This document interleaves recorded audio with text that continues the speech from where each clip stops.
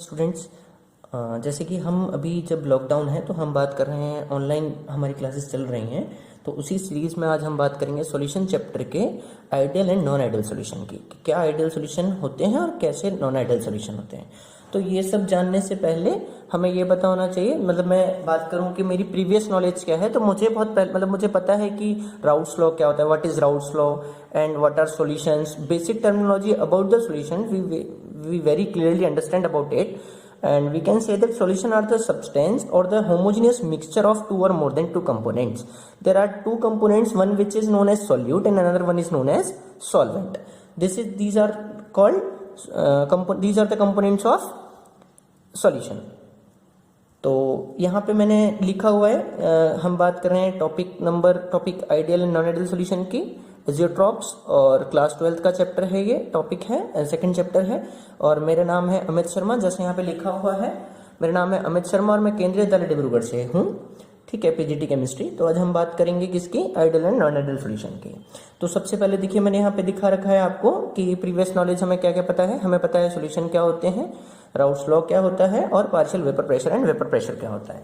तो मैं यहाँ पे बेसिकली अभी आपको एक बार राउट्स लॉ रिवाइज कराऊंगा, क्योंकि वो हम जब आइडियल और नॉन आइडियल की बात करेंगे तो हमारे लिए वो इंपॉर्टेंट रहेगा।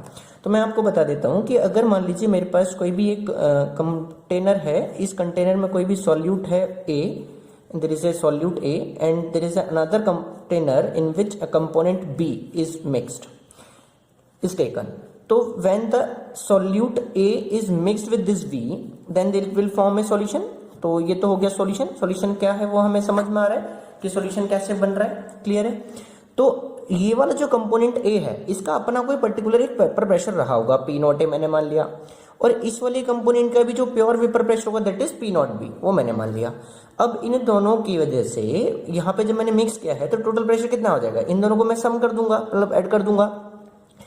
तो राउट्स लॉ क्या कहता है कि the partial vapour pressure of this component, partial vapour pressure of component A, मैंने मान लिया PA is the partial vapour pressure of the component A, it means partial vapor pressure of the component A is directly proportional to the mole fraction of that component in a solution। मतलब इस solution में इस component की वजह से कितना pressure होगा वो डायरेक्टली प्रोपोर्शनल होगा इसके मोल फ्रैक्शन के।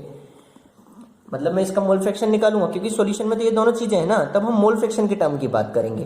तो क्या है राउट्स लॉ, राउट्स लॉ कहता है PA is directly proportional to the XA, मतलब partial vapour pressure of the particular component is directly proportional to the mole fraction of that component. ऐसे ही मैं P के लिए अगर लिखना चाहूंगा, B के लिए तो हो जाएगा PB is directly proportional to XB, and the sign of this proportionality is removed with the help of constant, that is P0 B XB, and this is PA is equals to P0 A XA, because the vapor pressure of pure component is always constant। क्योंकि paper pressure जो होता है वो किसी भी substance का क्या होता है, कांस्टेंट होता है, इसलिए मैं यहाँ से प्रोपोर्शनलिटी का साइन हटा के यहाँ पे कांस्टेंट लगा दूंगा। क्लियर है, ये बात समझ आ गई होगी।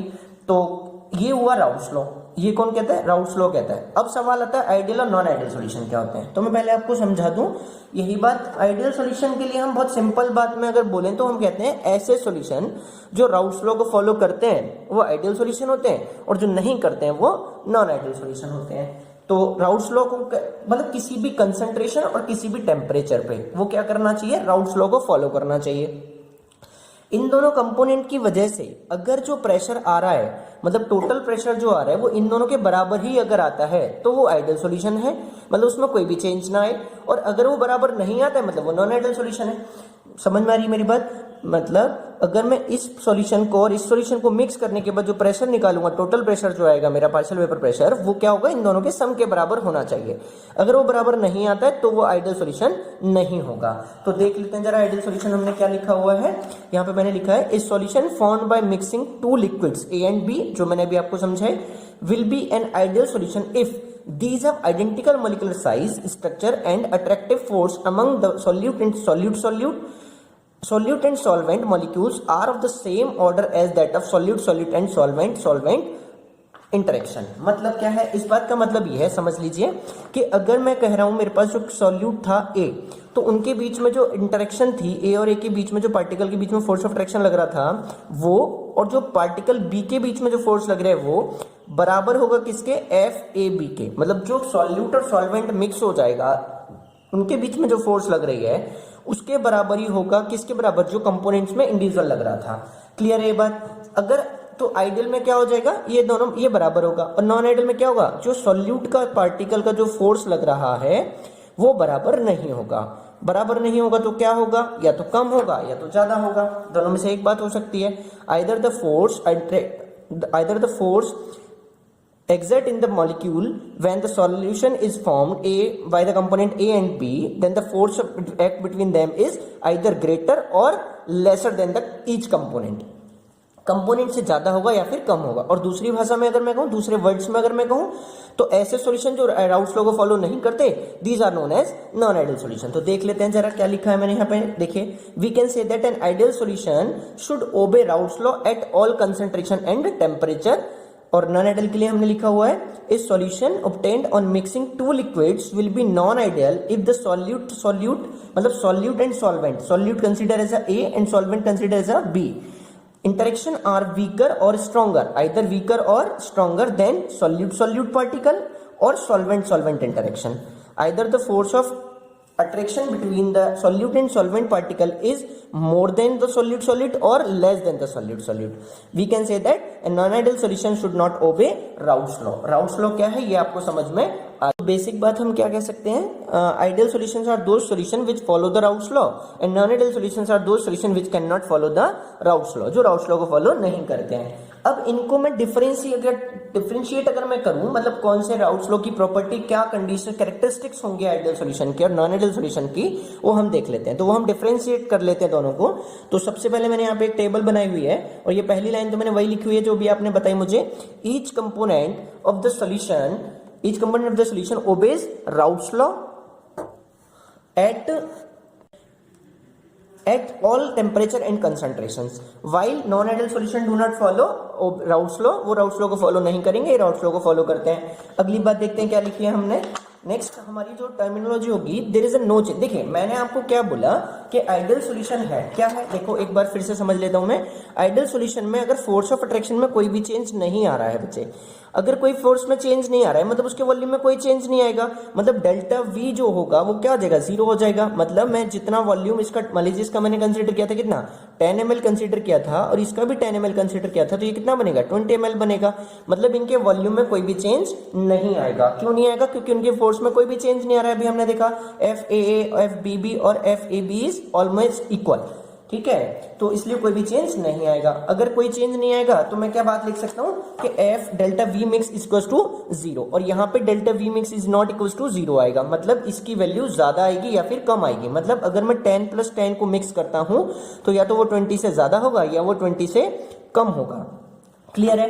अच्छा दूसरी एक और बात मुझे बताइए, अगर फोर्स ऑफ अट्रैक्शन में कोई भी चेंज नहीं आ रहा है, इसका मतलब वो उनकी एनर्जी में भी कोई चेंज नहीं आ रहा है। Neither the energy evolve from the reaction solution nor absorb by the solution, it means the delta H mixing becomes also 0 in the case of ideal solution, while in the case of non ideal solution it will be delta H mix is not equals to 0, either it is more or less.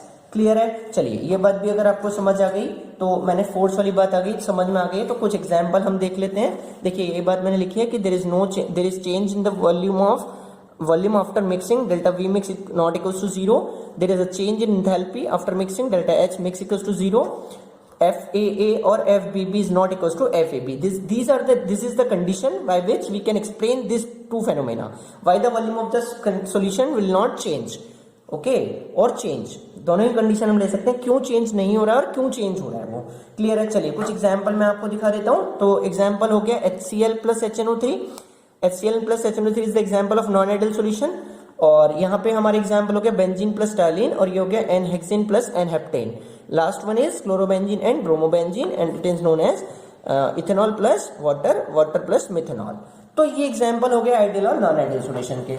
अब हम देख लेते हैं कि जो हमारा non ideal solution है, एक बार उसमें ज्यादा होगा और एक बार उसमें कम होगा। मतलब क्या है, मतलब ये है कि या तो उसका फोर्स ऑफ अट्रैक्शन बढ़ जाएगा या तो उसका फोर्स ऑफ अट्रैक्शन कम हो जाएगा। अगर फोर्स ऑफ अट्रैक्शन बढ़ जाता है, मान लीजिए कि एक कंडीशन हुआ FAB जो था वो ज्यादा हो गया, किससे, कंपोनेंट से, ईच कंपोनेंट से, तो सिंपल सी बात है, जब फोर्स ऑफ अट्रैक्शन बढ़ेगा तो मुझे बताइए क्या होगा। फोर्स ऑफ अट्रैक्शन बढ़ने से इंटरमॉलिक्यूलर स्पेस क्या होता है, कम हो जाता है। इंटरमॉलिक्यूलर स्पेस अगर कम होगा, it means the volume of the solution becomes lesser. It means the volume of the solution becomes lesser means the it shows some negative line from the original. मतलब वो क्या करेगा, अपने ओरिजिनल पाथ से कुछ नेगेटिव की तरफ जा रहा है। मतलब this type of deviation is known as negative deviation. If the condition is this, F A B is less than F A A, means component A और बी जो हमारे इंडिविजुअल फोर्स लगा रहे हैं उनसे ज्यादा फोर्स हमारा हो जाता है, मान लीजिए उनसे कम फोर्स हो जाता है। ठीक है, कैसा हो जाता है, कम फोर्स हो जाता है। अगर कम फोर्स होता है तब उसका वॉल्यूम क्या हो जाएगा, बढ़ जाएगा। और अगर वॉल्यूम बढ़ जाएगा तब हम उसे क्या बोलेंगे, पॉजिटिव डेविएशन बोलेंगे। तो मैं ये कह सकता हूं कि मेरे जो आइडियल सॉल्यूशन होते हैं वो नॉन आइडियल सॉल्यूशन जो होते हैं वो दो टाइप के होते हैं। कौन कौन से, positive deviation and negative deviation. तो क्या होते हैं पॉजिटिव एंड नेगेटिव डेविएशन, देख लेते हैं जरा। तो when the partial pressure of each component and resultant total pressure are greater than the pressure expected on the basis of Raoult's law। Raoult's law के बेसिस से उनका टोटल पार्शियल वेपर प्रेशर अगर change हो जाता है, मतलब बढ़ जाता है, पॉजिटिव में क्या होगा, बढ़ जाएगा, और नेगेटिव में क्या होगा, कम हो जाएगा। चलिए अब हम दोनों में डिफरेंस देख लेते हैं कि क्या डिफरेंस है दोनों में, आइडियल में और नॉन आइडियल, मतलब नॉन आइडियल सॉल्यूशन के पॉजिटिव और नेगेटिव डेविएशन में। देखिए जो बात अभी मैंने आपको समझाई कि फोर्स, ये सारा जो फेनोमेना हो रहा है वो किस बेसिस पे हो रहा है, फोर्स ऑफ अट्रैक्शन के बेसिस पे। अगर कंपोनेंट के बीच में जो फोर्स लग रहा था वो ज्यादा हो जाएगा तो डेविएशन नेगेटिव हो जाएगा, और फोर्स जो है अगर वो कम हो जाएगी तो डेविएशन पॉजिटिव हो जाएगा। तो देखते हैं जरा, ए बी का देखिए इंटरेक्शन मैंने यहां लिखा हुआ है ए डॉट बी, मतलब कोई भी जो सॉल्यूशन बना है, the interaction are weaker than A और बी, मतलब कंपोनेंट जो थे उनसे कम फोर्स लग रहा है। अगर फोर्स कम होगा तो इंटरमॉलिक्यूलर स्पेस ज्यादा होगा, और इंटरमॉलिक्यूलर स्पेस ज्यादा हो जाने की वजह से वो पॉजिटिव डेविएशन देंगे।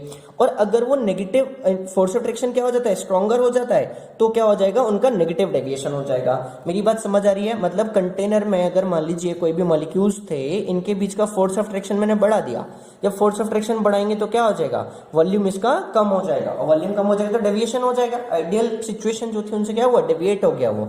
चलिए तो यही कंडीशन हमने यहाँ लिखी हुई है, और इसी के बेसिस पे हम प्रेशर को भी बता देते हैं। तो पीए देखिए, इसीलिए मैंने पहले आपको राउट्स लॉ क्लियर किया कि क्या है राउट्स लॉ। तो PA is more than P nought A X A, मतलब जो हमारा पार्शियल वेपर प्रेशर है वो क्या हो गया, कंपोनेंट से ज्यादा हो गया। ऐसे ही बी का भी हो गया। तो here PA is the partial vapour pressure of the component solution, partial A by the component A, P naught is the pure vapor pressure of the component A, X is the mole fraction of the component A, while the B is the partial vapor pressure of the component B, and this is the pure vapor pressure of the component B, and this is the mole fraction of the component B। तो ये मैंने यहाँ पे लिखी हुई है बात, इतना कंफ्यूज और परेशान होने की जरूरत नहीं है हमको, हम आसानी से देख सकते हैं इसको। क्लियर है ये बात। चलिए अगर ये बात समझ में आ गई तो देखिए मैंने क्या कहा था, डेल्टा V जो होगा, डेल्टा V मिक्सिंग जो होगी वो जीरो नहीं होगी। जीरो नहीं है मतलब या तो जीरो से, मतलब इससे या तो ज्यादा हो गया या तो कम हो गया है। तो मतलब क्या हुआ, मतलब ये हुआ, देखिए फोर्स ऑफ अट्रैक्शन मैंने अभी बताया ना, अगर फोर्स ऑफ अट्रैक्शन बढ़ेगा तो वॉल्यूम क्या हो जाएगा, कम। तो मुझे बताओ दोनों में से फोर्स ऑफ अट्रैक्शन कहां बढ़ रहा है, इसमें फोर्स ऑफ अट्रैक्शन बढ़ा है, तो वॉल्यूम क्या हो जाएगा, कम हो जाएगा। तो डेल्टा वी इसमें केस में क्या हो जाएगा, नेगेटिव हो जाएगा, और इसके केस में क्या हो जाएगा, पॉजिटिव हो जाएगा। और डेल्टा एच की बात करें, जब वॉल्यूम कम हुआ तो वो पास आए होंगे, और कोई भी सिस्टम जब पास आता है, मॉलिक्यूल्स जब पास आते हैं तो उनकी एनर्जी कम होती है, मतलब वो एनर्जी को रिलीज करते हैं, तभी तो उनके बीच में फोर्स अट्रैक्शन बढ़ रही है। When the energy is released from the system, then the molecules of the system are come closer to each other and it gains more stability, मतलब उनकी स्टेबिलिटी ज्यादा हो जाती है। ठीक है, आई थिंक ये बात आपको समझ आ गई होगी। तो यहाँ पे क्या होगा, नेगेटिव हो जाएगी वैल्यू क्योंकि एक्सोथर्मिक रिएक्शन है, वॉल्यूम कम हो रही है, और यहाँ पे हो जाएगा पॉजिटिव क्योंकि वॉल्यूम बढ़ रही है, और उसका जो एनर्जी है, दैट द रिएक्शन और the dissolution is endothermic in nature. ये जो प्रोसेस है वो कैसे है, डाइसोल्यूशन। डाइसोल्यूशन मतलब क्या होता है, मैं एक बार बता दूं आपको, सॉल्यूट प्लस सॉल्वेंट को मिलाने की जो प्रोसेस होती है, the mixing of solute and solvent is known as dissolution. Formation of solution, this process is known as dissolution. I think ये आपको समझ में आ गई होगी बात। चलिए तो हम एग्जांपल देख लेते हैं जरा। Acetone plus ethanol and CCl4 plus CaCl3, and here the example is acetone plus aniline and acetone plus chloroform. Some of the students are thinking about that, sir, there is a graph for the, there is any graph for the positive and negative deviation or the ideal solution? Yes, of course. So we will discuss about the graphical representation of the ideal and non-ideal solution. What are the graphical representation? तो मैं यहाँ पे आपको diagram दिखा देता हूँ, देखिए जरा ध्यान से। तो आपको नजर आ रहा होगा मैंने तीनों डायग्राम एक जैसे बना के रखे हुए हैं। तो अब इनमें कौन सा आइडियल है और कौन सा नॉन आइडियल है, तो देख लेते हैं जरा वन बाय वन हम।